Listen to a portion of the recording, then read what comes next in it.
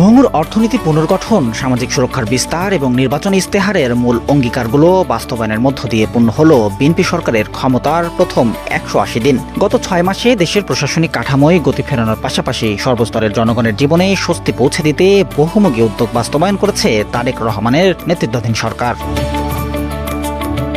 সরকারের অর্জনের তালিকায় অন্যতম প্রধান মাইলফলক গ্রামীণ অর্থনীতি পুনরুজ্জীবিত করা। দায়িত্ব নেওয়ার পর শুরুতেই ক্ষুদ্র ও প্রান্তিক কৃষকদের ১০,০০০ টাকা পর্যন্ত সুদে আসলে কৃষি ঋণ মৌকুব করা হয়, যার মাধ্যমে সরাসরি উপকৃত হয়েছেন দেশের প্রায় ১৪.৫ লাখ কৃষক। প্রান্তিক পর্যায়ে ন্যায্য মূল্যে বীজ, সার ও প্রযুক্তিগত সেবা পৌঁছে দিতে আনুষ্ঠানিকভাবে চালুর প্রক্রিয়া শেষ হয়েছে ডিজিটাল কৃষক কার্ড।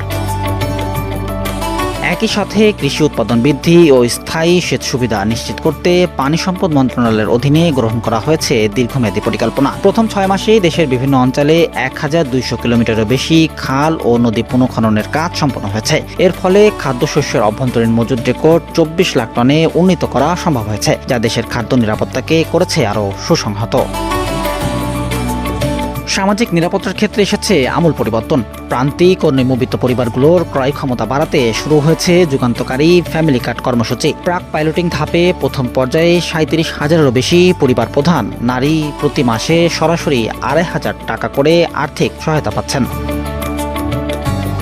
সামষ্টিক অর্থনীতির সূচকগুলোকে ইতিবাচক ধারায় ফেরাতে প্রবাসী আয় ও রেমিটেন্স প্রবাহ বৃদ্ধিতে দেওয়া হয়েছে বিশেষ অগ্রাধিকার। মধ্যপ্রাচ্য সহ বিশ্বজুড়ে থাকা প্রবাসী বাংলাদেশিদের আইনি ও নাগরিক সুবিধা নিশ্চিতে চালু হচ্ছে বিশেষ প্রবাসী কার্ড। পাশাপাশি দক্ষিণ কোরিয়া ও চীনের মতো অর্থনৈতিক পরাশক্তিগুলোর সাথে দ্বিপাক্ষিক বাণিজ্যিক সম্পর্ক জোরদার করায় নিট সরাসরি বৈদেশিক বিনিয়োগ বা এফডিআই বেড়েছে প্রায় ৪৪%। দীর্ঘদিন বন্ধ থাকা ১৪টি পাটকলের মধ্যে ৯টিতেই বেসরকারি পরিচালনায় ফের উৎপাদন শুরু করা গেছে।